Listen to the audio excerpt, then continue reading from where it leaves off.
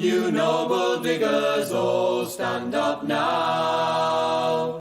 Hello, my friends, and welcome to my channel. I'm sorry I've been away for over a week. I've been a little down in the dumps.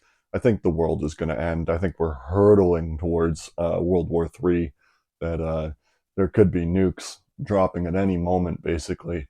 I could have the tinfoil hat on. I could just be paranoid, but I don't think I am.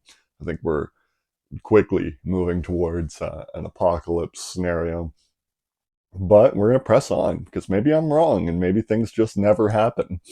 Um, and if that's the case, then all this suffering keeps going on and something's got to be done.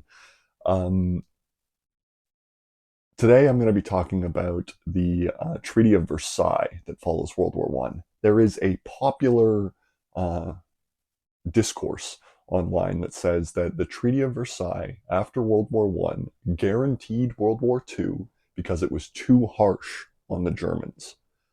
This is nonsense. It was not harsh enough. It was not serious enough to destroy the Germans. And they should have been destroyed after World War One. The first point that I like to point towards is that after the Franco-Prussian War, the French were given a war indemnity that was 25% of their GDP, and they paid it off in something like 3 years. They gave a Herculean effort and paid it off, and were able to resist German invaders one generation later. So it proves that a massive war indemnity is within reason. But the response, the classic response to that, is that the war indemnity that was imposed on Germany after World War One was much larger. It was something like 150% of GDP, or 100% of GDP. It was a lot.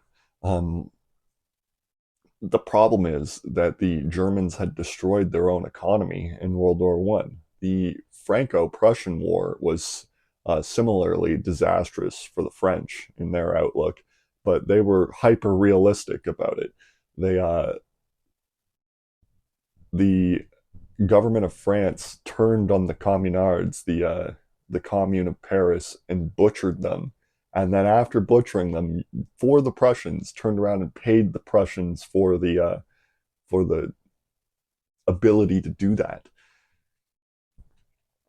So when we're talking about geopolitics, you must be serious. You have to understand that you're leading millions of people and that they play for keeps, and there's no real rules. The only rules is there are no rules. Germany destroyed itself in that war. It pushed long after it had lost. It had lost in 1914. If it was smart, it would have cut a deal then. It would have paid off a massive indemnity for a terrible gamble, a gamble that they lost. But it was inevitable after the initial stages of the 1914 campaign, the Guns of August, that Germany would lose due to material, due to the ability of the global empires of the Entente to muster masses of men and material.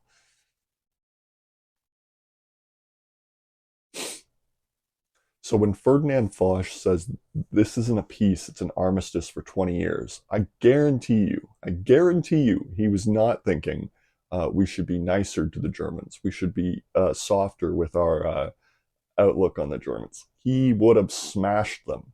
I think that the problem was treating Germany as a country.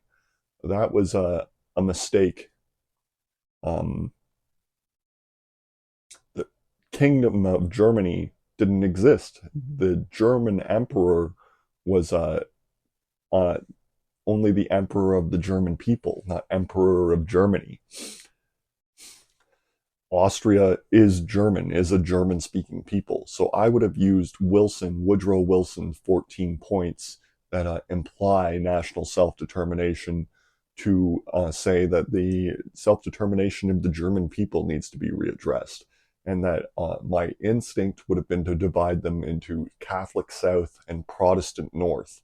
And so the by dividing them in half, they can't conquer the world anymore, and they'll hate each other more than they hate everyone else. Uh, and my secondary instinct, if that seems too distasteful to the Entente, because setting up a religious war is scary, but I don't think they'd throw down over it.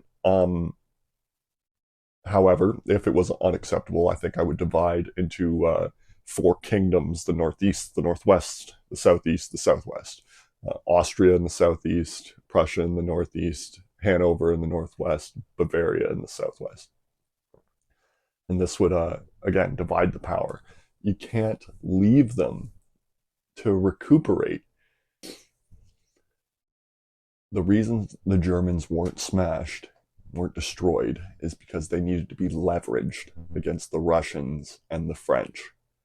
Neither of those people could gain hegemony over the continent.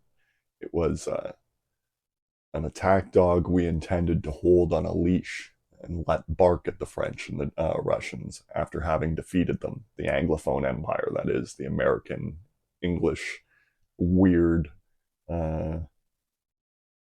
unholy alliance, is like what we like to call it here. And so Germany was not treated too harshly. It was treated too kindly, too soft.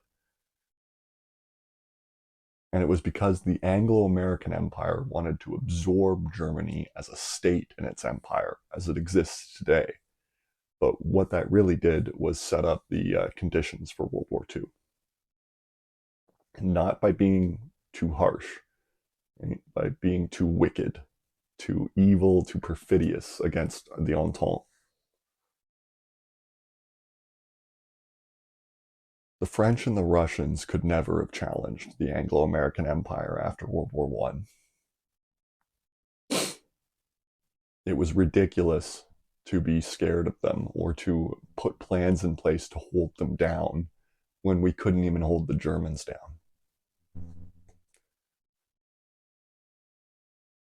Anyways, hopefully I'm back and I'll try and make more videos. Thank you. Have a nice day. Welcome, comrade. Never forget the fall.